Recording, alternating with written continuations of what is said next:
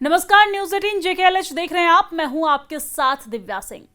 Israel ने मंगलवार को कतर पर हमला कर मध्य पूर्व में नया बवाल खड़ा कर दिया है।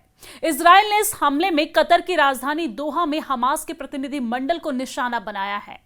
कतर ने इस हमले को संप्रभुता का उल्लंघन बताया है। वहीं जॉर्डन, संयुक्त अरब अमीरात समेत कई खाड़ी के देशों ने इजराइल के इस कार्रवाई की निंदा की है। और इस बीच इजरायली मीडिया ने दावा किया है कि कतर पर इजरायली हमले को अमेरिका की मंजूरी प्राप्त थी। आपको जानकारी दे दें कि द जेरूसलम पोस्ट ने इजरायली अधिकारियों के हवाले से बताया है कि अमेरिकी अधिकारियों को कतर के दोहा में हमास नेतृत्व पर हमले की जानकारी थी और उन्होंने इस ऑपरेशन को हरी झंडी दी थी। हालांकि प्रधानमंत्री बेंजामिन नेतन्याहू ने इसका खंडन भी किया है। इजरायली प्रधानमंत्री कार्यालय ने एक बयान में कहा कि हमास के शीर्ष आतंकवादी सरगनाओं के खिलाफ आज की कार्रवाई पूरी तरीके से स्वतंत्र इजरायली ऑपरेशन था। इजराइल ने इसकी शुरुआत की, इजराइल ने इसे संचालित किया और इजराइल इसकी पूरी जिम्मेदारी लेता है। एक राजनयिक सूत्र ने यह पोस्ट करते हुए बताया कि हमास को कतर से नया प्रस्ताव मिला है, जो हमें पिछले हफ्ते पेरिस में विटकॉफ से मिला था। प्रधानमंत्री ने कल हमास नेतृत्व से मुलाकात की और उन्होंने तुर्की से आए प्रस्ताव पर चर्चा के लिए आज फिर से मिलने का फैसला किया। आपको जानकारी दे दें कि 2 दिन पहले ही अमेरिकी राष्ट्रपति डोनाल्ड ट्रंप ने ऐलान किया था कि अमेरिका और हमास इजरायली बंधकों की रिहाई और गाजा में संघर्ष विराम पर गंभीरता से वार्ता कर रहे हैं। उन्होंने यहां तक कहा था कि ये वार्ता शीर्ष स्तर पर की जा रही है और जल्द ही इसके परिणाम दिखाई देंगे।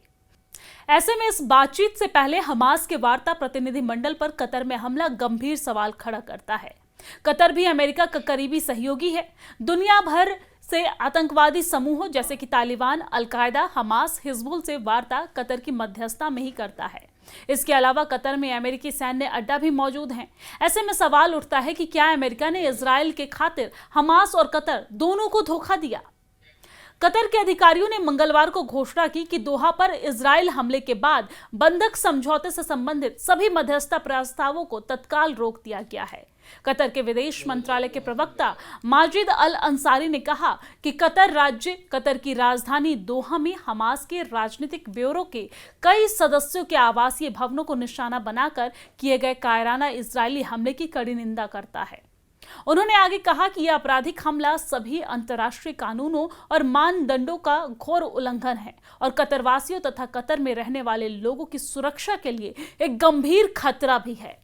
बयान में कहा कि कतर राज्य इस हमले की कड़ी निंदा करता है, लेकिन यह पुष्टि करता है कि वो इस लापरवाह इजरायली व्यवहार और क्षेत्रीय सुरक्षा में जारी व्यवधान को बर्दाश्त नहीं करेगा, न ही ऐसी किसी भी कार्रवाई को बर्दाश्त करेगा जो उनकी सुरक्षा और संप्रभुता को निशाना बनाती हो। वहीं यूएई ने इजरायली के हमले को कायराना बताया है। जी हां, संयुक्त अरब अमीरात के विदेश मंत्री अब्दुल्ला बिन जायद ने कहा कि दोहा पर इजरायली हमला जबरदस्त और कायराना था। उन्होंने एक्स पर पोस्ट करते हुए कहा, हमारे प्यारे कतर के साथ पूर्ण एकजुटता।